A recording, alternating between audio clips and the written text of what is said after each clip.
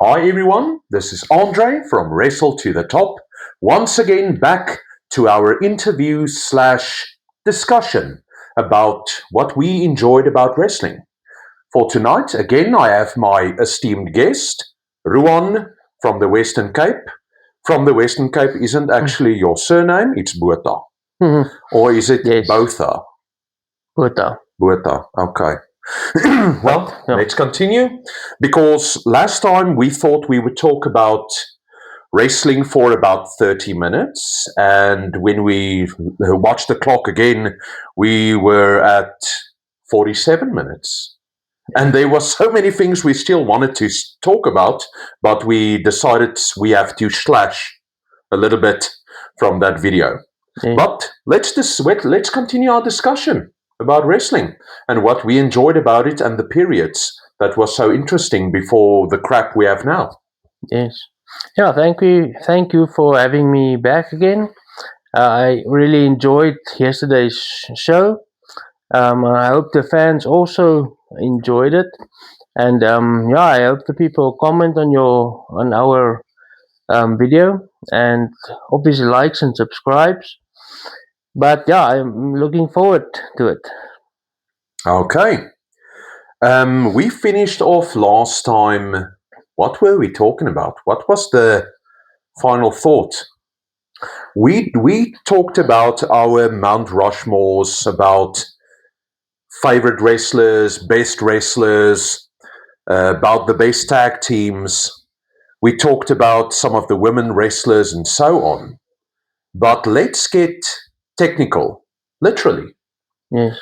What would be your Mount Rushmore of the four best technical wrestlers?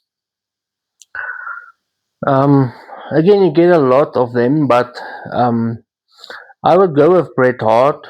Um, he was one of the safest wrestlers, also.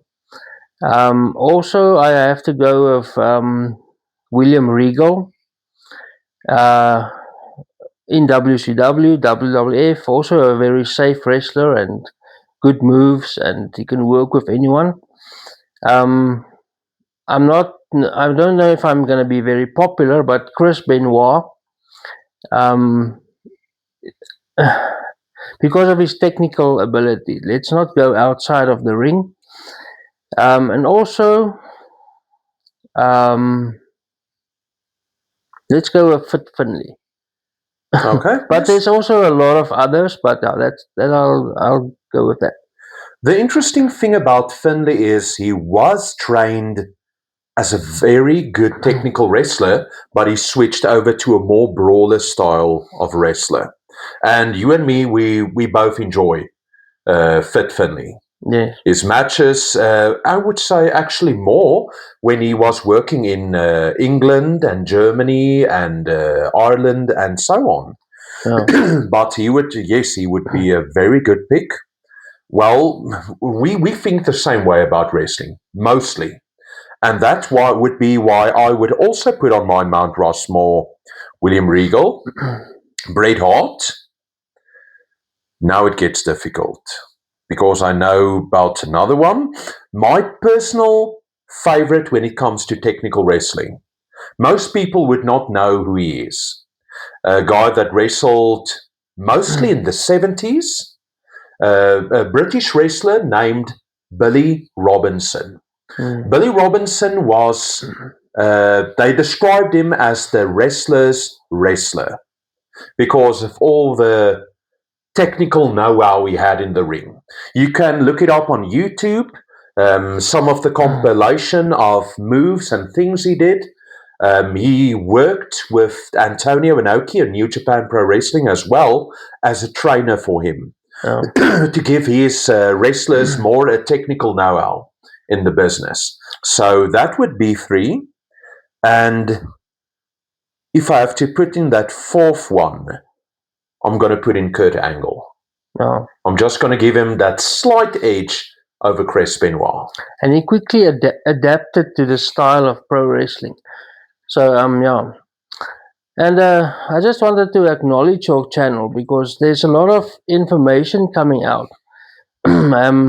people can really go take a notepad or whatever and um, go search for these stuff that you point out, because it's a really entertaining if you know something and you go search it. I had a very good consultant named Wikipedia. So the internet is a good use, especially for that type of information. Yeah. So, but I have a plan about some of the next figures I'm going to look at. I'm thinking about one of the next one, possibly the model Rick Martel, or the Iron Sheik, or maybe the Boogeyman. Boogeyman, short career, but I enjoyed the character. It was basically built on of the old Papa Shango character. It Yeah. was pretty much the same thing. Yeah, and most people, like I say, we didn't always do the research outside of WWE. So to most people, it's only that character. Sorry, but um, so yeah, it's very interesting to know that they had a career before this and afterwards.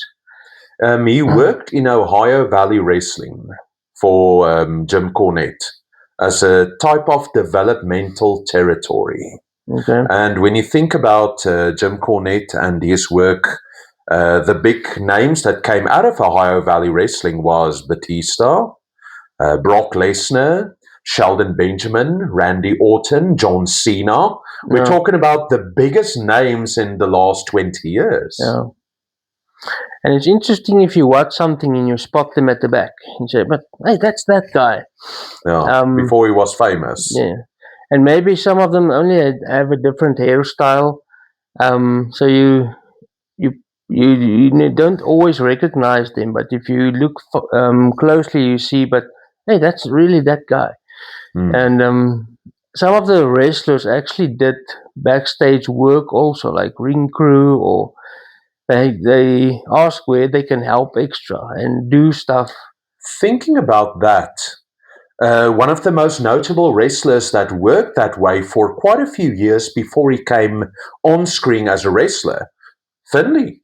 Yeah. You usually saw him in some kind of angle with an official that got struck with a table or something. Yeah. He was in the way usually.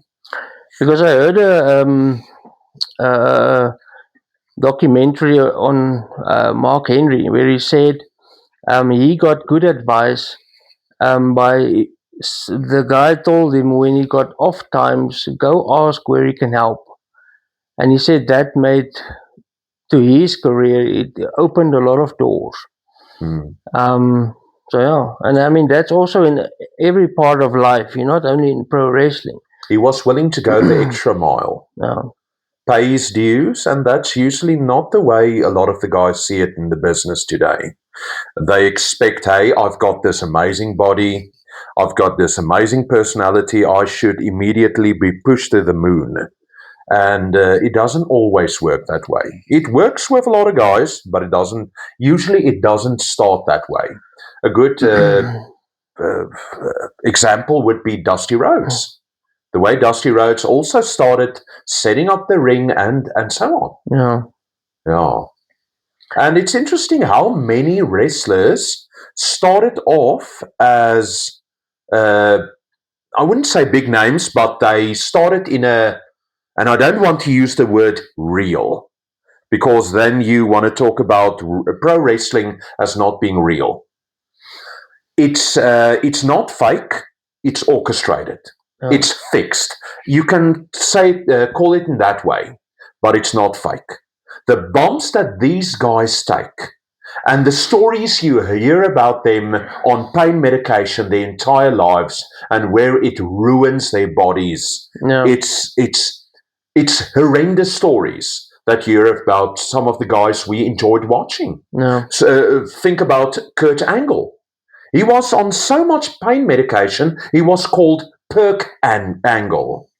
And a lot of guys, Bam Bam Bigelow was another sad story. It was not like he wanted to be on pain medication, but considering a big guy that moved like that with that agility and being very agile and doing things off the top of the ropes, he had a lot of damage added to his body. And the sad thing is, if the wrestlers got injured, they lose time. They get forgotten about. And so they would rather not say they are injured and continue going on. So, and I pain medications and That whatever. was very important because when you look back at the business, I think Vince said his first guaranteed contract with a wrestler was in 96 with the wild man, Mark Mero. And Yeah. before that, it was usually a situation the guys that was booked for a match, you got a piece of the money from the gate. So they got a slice of the pie of the money that was earned at that event. No. So the more people there was, the bigger your slice would be. And if you weren't on the card, you weren't paid. No. They didn't have medical insurance. And think about the story about JC Ventura trying to unionize the wrestlers in the time he was with the WWF in the mid 80s. No. And Hulk Hogan ratted him out to Vince McMahon when he tried to do it. So, and that could have been different for a lot of guys. So yeah, let's ask you also this: what's your favorite cruiserweights Cruiserweight wrestlers or I've- high flyers or whatever? or high flyers? Okay, which company would we say, or are we Doesn't going to matter. just go universal? Yes, Phew. and Now any it's a generation, difficult but it's also a situation. difficult one. Well, in the last few decades, there were quite a few that has come forward as amazing, high-flying, agile wrestlers. The most notable one in the last 10, 15 years, Will Ospreay. Amazing wrestler. Really enjoy him. But when I have to go back to the period that I really enjoyed, the 80s and the beginning of the 90s, No. I would have to say guys like Brian Pillman was very good. Mm. Well, if we're going across the pond, we're talking about Japan. Now we're talking about guys like the great Sasuke, Jushin Thunder Liger, amazing high-flying style wrestlers. But if we're talking about, okay, for a moment I thought you said cruiserweight, not just agile guys, because if we want to talk about agile guys, you have to name Bam Bam Bigelow. Yeah. But cruiserweights, now we have to look more to WCW Yeah. and They what had they the did best during that division of period. that. Yeah. I think on the Mount Rushmore of cruiserweights, most people would say Rey Mysterio. Yeah. Amazing wrestler, not just the fact that he was very agile, but when I look at his style, it is more like a counter style wrestling. Doesn't matter what situation he was in, he knew how to counter basically anything. So I would think he would be on the top of that list, definitely. Yeah. Other guys, a guy I enjoyed, but I wouldn't quite describe him as a cruiserweight. Mexican wrestler, masked wrestler, the chairman of the WCW, La Parca. Was La Parca really a cruiserweight? Well, it depends on the size they should have been, but you can put El Dandy or Silver King also in that question. I would say Silver King is too big. Yeah, but I think Jushin Thunder Liger, I think he was at one point also described as a cruiserweight. But I think maybe some of the cruiserweights doesn't necessarily need to be according to the weight. Okay. The weight classify them to qualify to go for the title, but lots of guys that's bigger comes into that style. Now we're talking for that. I really need to go to TNA. When we're talking about TNA, possibly Christopher Daniels. I Yeah. think he's also cruiserweight. I really enjoyed Shark Boy as the comic style character. Yeah. I was Chris Sabin and Alex Shelley, the Motor City Machine Guns. Both cruiserweights, great wrestlers. Yeah, and I don't think you have to pick four. So just by mentioning them, you're giving them credit. Yes, but if we're going to go for top of the heap, the cream of the crop, as the Macho Man would have said, I think it would possibly be Rey Mysterio. My personal favorite all time was Ultimo Dragon, and the photos I saw of him with all the title belts around him. I couldn't remember That how was many amazing. there, but it was wow. You saw wrestlers having 2 or 3 titles, but he had lots. I think he carried at one point 8 or 10 titles. Yeah. And he says he was apparently the last apprentice of Bruce Lee. That's what he says. I also like that. And also Rey Mysterio. I liked Taka Michinoku, but it's not the best, but I enjoyed him. Because WWF also tried that division, but they had the light heavyweight division. They saw the success of the cruiserweight division in WCW, but it wasn't quite the same. No, They tried, but it's not the same. but it was a handful of guys that had. Yeah, and the light and the sizes differ a little, I think. I think we forgot about one cruiserweight before he started to really get on the roids, Eddie Guerrero. Yeah. And also, I think Billy Kidman was very good. Yeah, there's such a lot of them actually. I enjoyed when they had 6-man tags.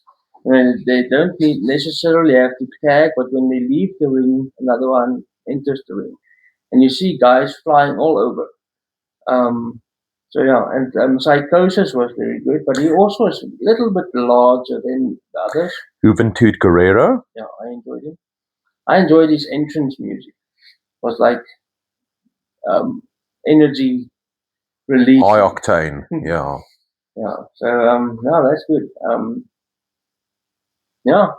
Yeah, I think that's enough about cruiserweights. We talked quite a bit about them, and yes, it was basically you had the main matches, the main events like in WCW, Hulk Hogan, Kevin Nash, all those type of guys. Yeah. But to really get the people ready for the big events, it was the cruiserweight events in between on the pay-per-views that really made it sell. And again, like we said yesterday, the good opening match can determine a good card.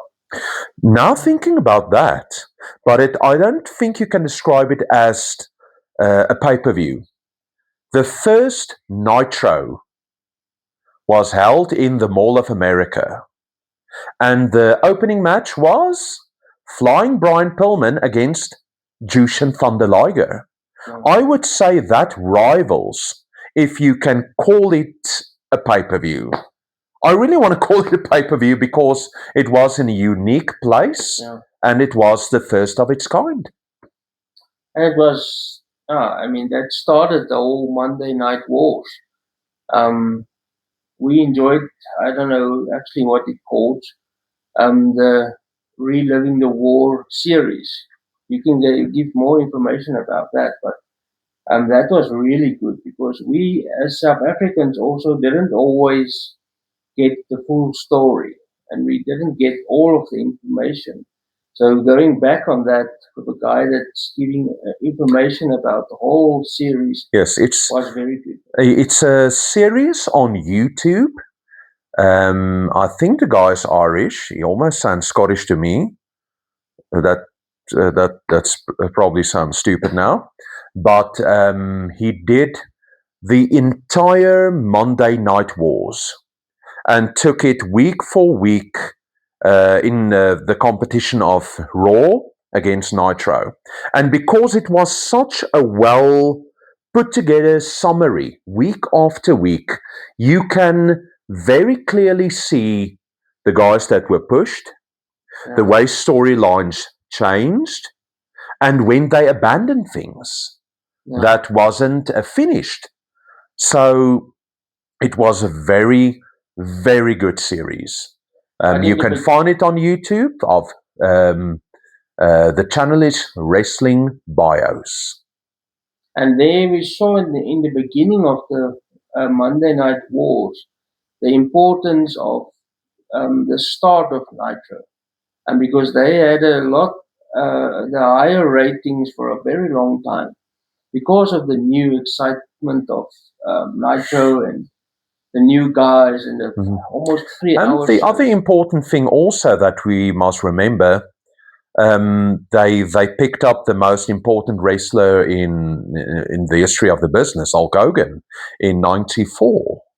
They signed him while he was in Orlando filming for Thunder in Paradise. Eric Bischoff had interview with him, and they made the deal. So, and when you looked again, suddenly Macho Man signed. When you look again, it was Roddy Piper. When you looked again, it was Scott Hall and Kevin Nash, and it was just these larger than life characters. All of a sudden, now they're in WCW. Yeah. And we as WWF fans didn't know much about WCW that time.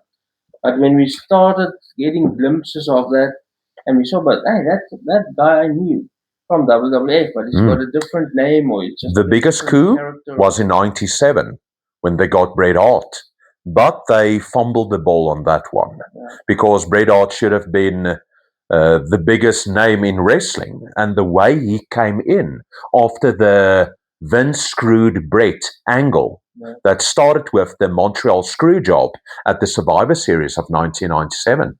Yeah. So and that's a era that will never happen again. It's like history, and we enjoyed it obviously, and slowly rising was ECW. Um, yeah, so that was really good. It is it, but I would say a large part of it because it was when we were younger and the internet wasn't so prominent. Yeah. So anything you wanted to know about wrestling was when you put on the TV, and it happened. And but you were in the lucky situation where you could watch some of the Nitro shows Yes. on television. It was that time on TNT, but it was like late in the. I think it was a Friday evening or whatever. And my cousin actually introduced me and said, "But did you hear about Hulk Hogan in WCW?" And I was like, "Wow, I didn't know that." And that was the start of Goldberg's career also. Um, and yeah, I convinced my father to get DSTV because of my love for wrestling. So yeah, and not long after that they stopped showing it. So yeah, but luckily we then got a shop that had a lot of DVDs in Pretoria, Colonnade or whatever. There was I think it was a Look and Listen, or I don't know what the shop was, but um, there they had a lot of DVDs that obviously I would have been interested in. So yeah, Wasn't it Musica? I think it was Musica. yeah, I think so. I also bought a lot of my wrestling DVDs from them. Yeah. Now it was great when you walked in and you see, because that period of time you didn't have much connection with the internet. Yeah, When you go through it and see, hey, I don't have this one yet, and you pick it up, and it was good prices during that period. yeah. So but after that, I was very excited to know WCW was bought by WWF that time by Vince McMahon. And then Monday the what invasion angle started. Mm. A lot of It was a little bit of a botch, I would say. yeah, we had high expectations. A lot of dream matches would have came true, but some didn't never happened. Yes, and guys that were there for a very short period of time, and and Vince just gave them their pink slips, and then they were gone. Um, yeah, and it's sad because a lot of guys that came from WCW that was loyal to the company came over to WWF and didn't get what they should have got. But that's a different topic we can. No, it was a fun time for me in wrestling, watching the Monday Night Wars, not realizing how impactful it was on both companies. Yeah. And basically, it would have meant the life for one and the death for the other company.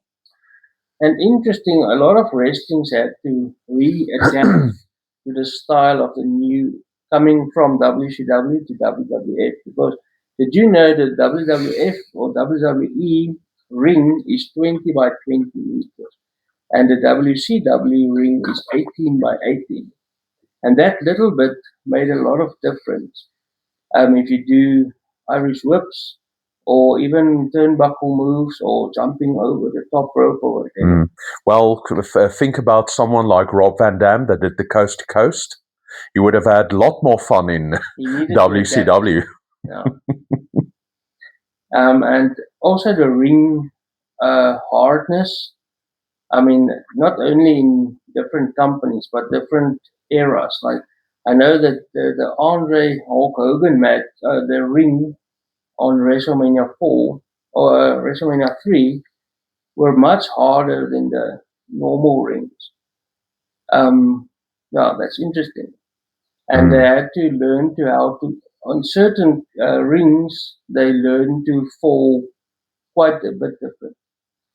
So now, if you want to talk about hard rings, the most notable territory when it came to a hard ring was WCCW, the Dallas promotion of the Von Erichs.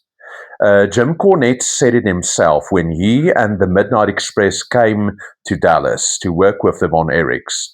It was very strange for them to see the bumps that the Von Erichs took, and they would sort of, when they took they didn't do a flat back bump, but they sort of put their hands under their buttocks when they dropped to the ground. And Jim Cornette couldn't understand why they did that. And until they did slams on that ring and they realized, okay, this is going to be an easy street fight. It's going to feel like a shoot. and because of the toughness of the guys and the training they did, they can fall actually anywhere. Because as a child, I could just fall backwards and not hurt myself. But if I tried now, I'll probably get hurt a lot. Yeah, we're all men now. You actually train your body to just fall backwards. Yeah, no, it's an art. It's really an amazing art form. But still, the guys taking those bumps. Yes. I wonder who it was. Was it Chris Candido that went in for help? He went to a doctor, and the doctor said, "Okay, before I help you, I first want to see the X-rays from the accident." And he said, "I wasn't in a car accident."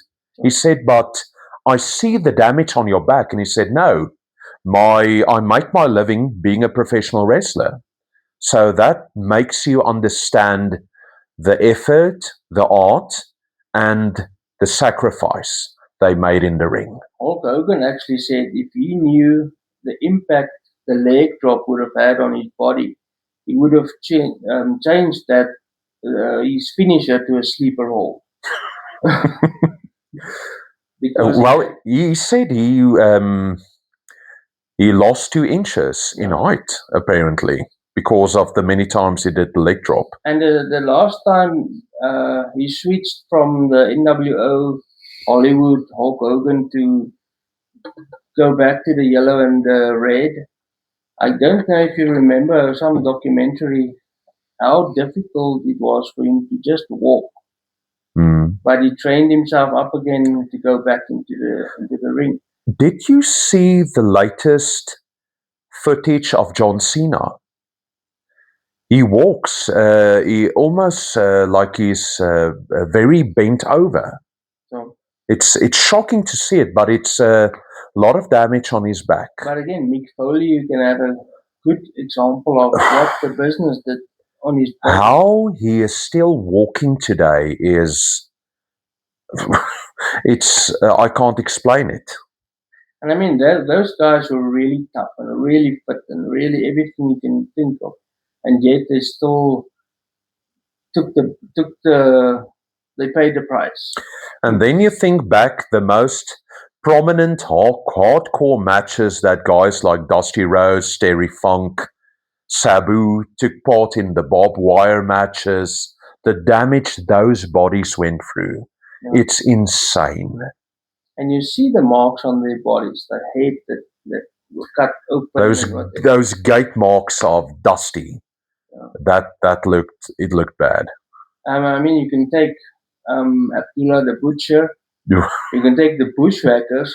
You mentioned one video that was really entertaining. Before they were the comic style characters, they were the sheep herders. And you look closely, a lot of guys, it's got a lot of scars on their face. Yeah. From that period. But when they switched back to a more a friendlier product, all the first blood matches had to stop. Yeah. Because they were afraid of hepatitis and so on. And also child friendly. Specifically the WWF, they went to the Attitude Era, and after that they go back to the like family friendly product. So they stopped using most of those kind of things they used to do. But yeah, so it depends on what era, depends on what the fans want in that time, and the wrestler just have to adapt. I would say the most brutal era was the Attitude Era. A lot of first blood matches, a lot of chair shots. Different types of matches. Serious chair shots. When I think about a chair shot, I still want to know, how did they do it so good? Maybe from another angle with the camera, it would have given it away. The shot that The Rock gave a downed on his knees Ken Shamrock. Remember that one? And yet Ken Shamrock said he loved that shot. Okay. He would have taken it again. Oh my goodness, no. But the most brutal chair shots was actually Mankind again with The Rock. Oh. The Royal Rumble. It was like the match they had, the I Quit match. That was brutal. But when you talk about guys swinging chairs, the worst, Lance Storm and Hulk Hogan. But the best chair swinging maniac, Balls Mahoney of ECW. Yes. The way that guy swung a chair. He didn't have to have a lot of matches or a lot of moves or whatever. He just did that, and it looked good. Yeah. But the best agility using a chair is like Rob Van Dam, doing that spin kick into the chair. But that was like a different style of wrestling that time. But they did stuff with chairs you can't think about. Yeah. Coast to coast, if you think that. Yes. So yeah. So now that was amazing. But in the old times, or some places, they used wooden chairs. There was an incident way back in WCW when the Midnight Express and Dusty had a feud. And Big Bobby Rogers, better known as the Big Boss Man, Ray Traylor, he was Jim Cornette's bodyguard. And there was a wooden chair that was gimmicked, meaning it was supposed to break easily on impact. But the chair that Dusty grabbed wasn't the gimmick chair. And he swung for Bobby Rogers. And Bobba took it like a pro. He just stood there, no motion. not realizing this was not the gimmick chair. But that made me remember the chair shot La Parka gave Goldberg. He just stood there and just speared him. Yes, that was also one of those insane shots. So, but the Attitude Era, foreign objects, serious foreign objects. And then you didn't mention Jeff Jarrett with his guitar. Oh, hell. He used it throughout his career from then. But if you really want to go back for the scariest shot, and not just just with a guitar, but for any foreign object, was the mistake they made with the guitar of the Honky Tonk Man. Jake the Snake had this segment, The Snake Pit. No. After Piper's Pit ended, he started with the Snake Pit, and he would have this setup, this decor. It looked almost like a cave. Yeah. And he had the snake in the middle, and then he would bring out a person that interviews. And this time he brought out the Honky Tonk Man. And at one point, the Honky Tonk Man went on the back side of the decor. Yeah. And he grabbed, I think, another guitar. Yeah. But it was about a half-inch thick. And when he hit Jake, you can see it was full shot. And Jake also said he had a lot of difficulty afterwards, a lot of pain medications after that hit with the guitar. His whole struggle with addiction started. With the pain medication addiction started. To get rid of the pain. Yeah. So that was very sad to see. Very Jake the Snake, also one of my favorites. Very sad, his difficulties, pain medication, different types of drugs. Alcohol was always a big problem for him.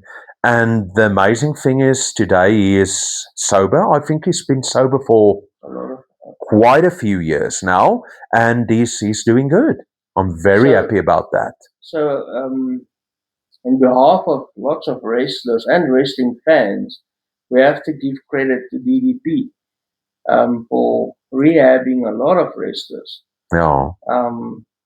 So he helped with also with Buff Bagwell.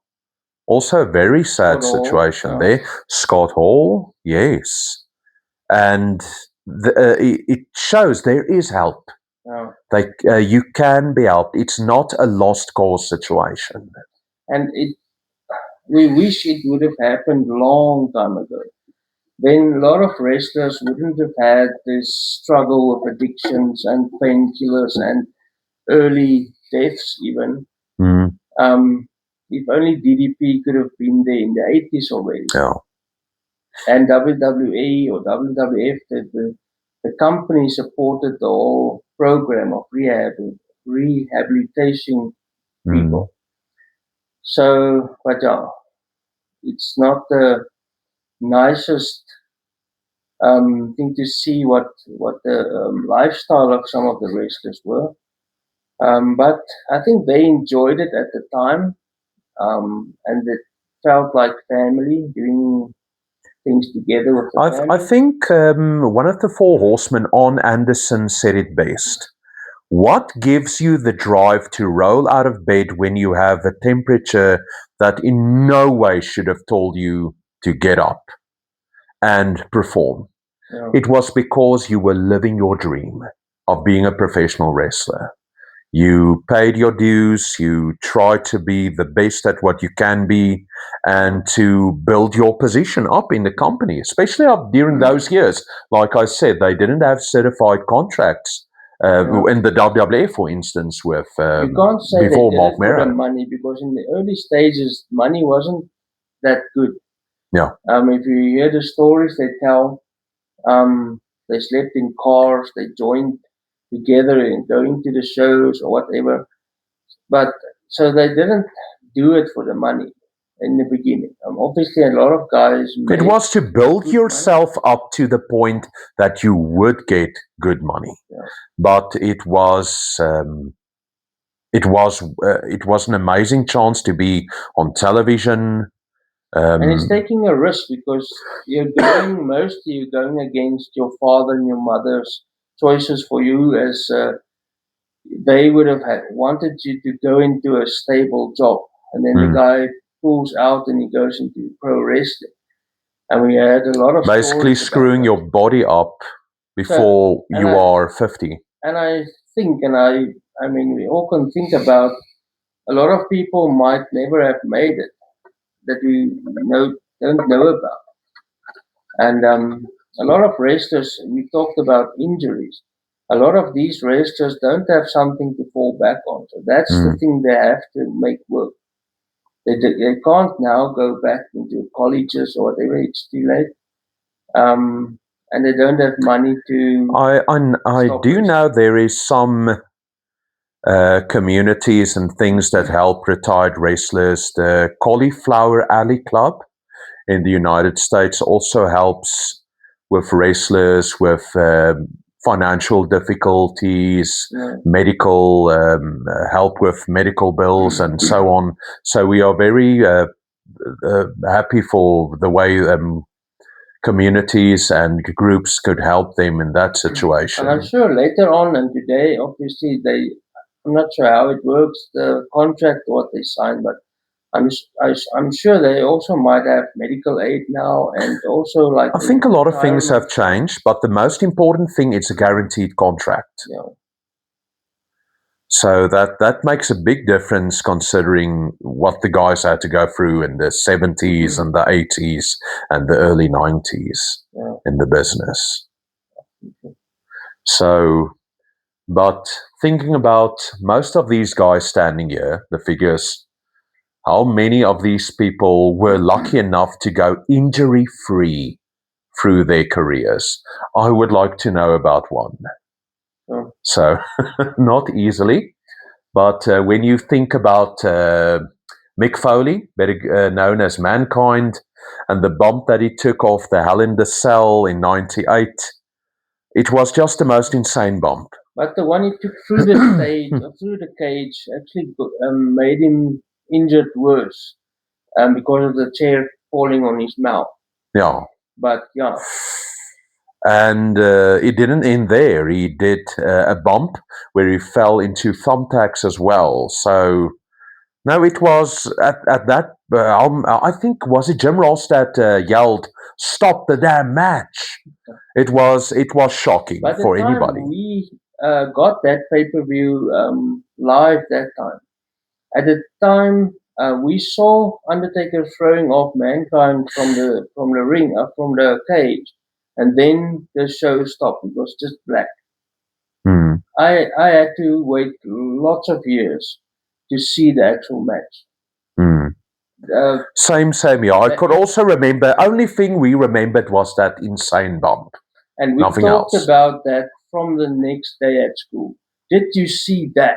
Yeah, and basically everybody said yes. That's the one thing they would probably remember about wrestling. And today, how many years later, it's still a chilling moment Yes, that we saw. it could have been worse, much worse. And if you hear the interviews coming out now afterwards, Undertaker said he didn't want to do that. But if you see it from Mankind's perspective, he said, "But what am I gonna do that's gonna top Undertaker versus Shawn Michaels match?" So Hmm. he had to do something What's going to be crazy. my legacy? So he said, "Let's start on top." Yes. That. And a good job for WWF handling the situation, sending in the referees to check, but sending on in Terry Funk to just keep Yes, but you know the medical expert that came in. It was a French doctor, French Canadian doctor, if I'm sure.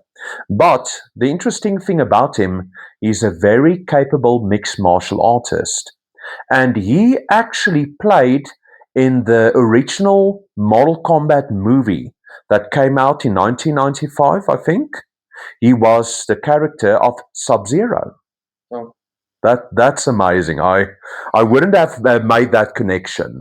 And if you watch the WrestleMania, the latest WrestleMania, guess who's sponsoring the show? Mortal Kombat. The movie's Okay. coming out. Or they put They it front and sponsored. They center. sponsored Yes. some of it. Now, when you're talking about that, reminds me in WCW of another, I would say, comical, stupid incident. Maybe you would remember it. WCW also promoted the movie Bride of Chucky. Yeah. And there was a segment where the dog-faced gremlin Rick Steiner was in the ring, and all of a sudden on the big Titantron, there was Chucky. Yeah. Started talking with Rick Steiner as if they had a real conversation, and where he plugged his movie. That was stupid. That was because even if we knew wrestling was not that real, that moment we knew it's like it's starting to get cartoony. They didn't build it up there. Actually. Well, if we want to talk about a cartoony time in wrestling, that would be mid 80s to early 90s was the most insane gimmicks. Let's talk about gimmicks from that era that you remember. There was a garbage man, Duke the Dumpster Drosy. There was a plumber, T.L. Hopper. I enjoyed Henry Godwin. He was like a pig farmer. The pig farmer. And later, his brother came of his cousin. Phineas. I. Godwin. We had boxers.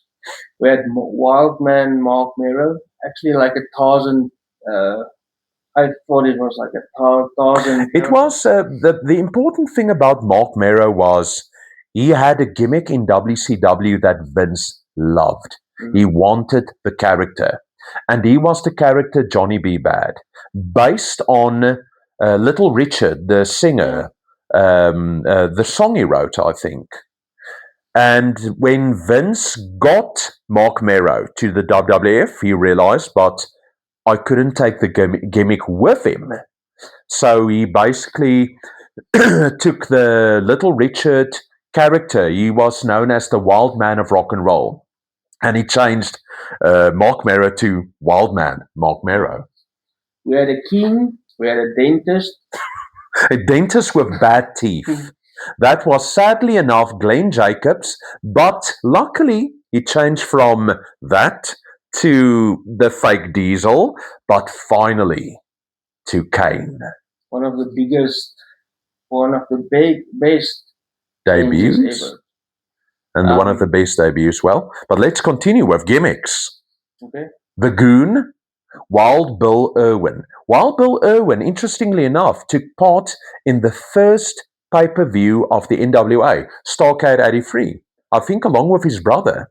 Yeah. But they brought him into WWF, and they probably heard he was a hockey player, and they gave him the gimmick. It was terrible. Well, Triple H started as Hunter Hearst Helmsley as a polo player. The British aristocrat. Yeah. I liked it, and that's also the first wrestler I actually tapped on his shoulder, and so I had experienced him as a heel. So as a wrestling fan going and asking for an autograph, he just turned around and that look he gave and just turned back. Turn his nose up to you. And to me, I was very upset because he didn't give me the autograph, but it was actually really nice to experience a heel. Yeah, he was acting the heel in front of you. Yes. But also the interesting thing about him, he was this aristocrat, and he usually had ringles coming out with him, and one of them was Mark Mero's wife, Sable. But besides that, let me just think. Before that, in WCW, he was a French aristocrat. And his name was Terror Rising. And he tried to do a French accent. It was terrible. But luckily, he picked up the greatest gimmick of all, even better than The Undertaker. Namely, He became Mr. Stephanie McMahon. Yeah. So we had an Undertaker. Yes, greatest gimmick of all time. We had a Paul Bearer, his manager, obviously. Yes, that worked. And I mean, we can take it from one side to another. Ultimate Warrior, but what could you describe his? Well, he was a comic book character that came to life, and it was out of this world. Like he was really out of this world. He talked like he was something from another planet. He talked like he was talking to. He was. I thought he was like George Adamski, the writer of Flying Saucers Have Landed. One of those conspiracy theorists that believe in UFOs and all that crap. And it was like he would permanently talk to Martians or Venusians or whatever. But it was an era of some of the weirdest gimmicks. There was a guy, Mantar. At one point, he came in with a real, like, bison, bull, mask. They should have kept that thing on him. That's the only thing that was actually. He couldn't get in the ring with that. He had difficulty getting into ring. No, it didn't work. It wasn't practical in the end. Then you had the gym, like the body donnas, like that actually worked in a gym, the fitness people. Yeah. Chris Candido and later Zip, that was better known as Tom Pritchard. Yeah. And Radford, that was untrainable. Yeah, Louis Spicoli. He was untrainable. And the interesting thing is he was a very good wrestler. Yeah. He fit in very well with the Clique and the NWO later in WCW. But one of the silliest, craziest, stupidest, name it what you want, characters, a big fat guy that would eat the whole time. That would be Bastion Booger. The outfit wasn't very flattering, and he would basically sit with his. Can you describe it better before I throw up? Well, he didn't have good eating manners. If he had like a meat, it would like all over him, and he was like dirty. But you remember what he did as a finisher? He dropped down on his knees with basically his. Say it. His butt, his junk, whatever you want to call it, straight almost in the guy's face. That was terrible. Do you remember his theme song? It sounded like a guy having a bowel movement, clearing his throat. That was terrible. So that gimmick was going nowhere. But just before that, he actually had a gimmick like he was a monk. Oh, yeah. And I think the Roman Catholic Church quickly is had problems with that gimmick. But that was one of the worst. Yeah. And we had a character, basically a spaceman. You remember who? Max Moon. Oh, yeah. Max Moon, he had like this sort of jetpack on his back. And he had this sort of streamers when he had this thing on his arm where he shoot at in the air. It was originally Conan, that the famous Mexican wrestler that started with the gimmick. But when he left the WWF, it was given to Paul Diamond. Yeah. But the outfit. I wonder what the WWE did with that crap. Well, one thing I know. They've got the WWE warehouse. I would have loved to go into that. What do you think is back there? Do you think they still have the Lex Express? Everything you can think of. Caskets, you name them, cars. Do you think the rubber hand of Mae Young is there? Yes. I'm not going to describe the incident. I'm not going to be demeaning myself with even naming that storyline. If I was Vince McMahon, I would have just gone into my house, take that whole warehouse, and just relive what I created. You can say anything about Vince McMahon, but we can say thank you for what he created for us. I mean, it was gimmicky and it was cartoony, but it was perfect for us. In his words, it was unbelievable. But I think it was a very interesting period in wrestling. It was unique. It was, let's say, it was very kid friendly. We enjoyed it because we were kids during that period. It was perfect for us to start Yes. with. So I think we're going to stop here for tonight. And again, it is fun that we can have these great memories of the time when we were young and could watch those matches, enjoy the silly characters. Even I enjoyed the garbage man. Yes. So and we had an Indian, and we had cowboys, and we had all that A crap. race car driver. We had a race car driver. So, but just want to say again, thank you very much for listening here tonight. A little bit about how we are doing this raw, we are doing this freestyle with no cuts or anything like that.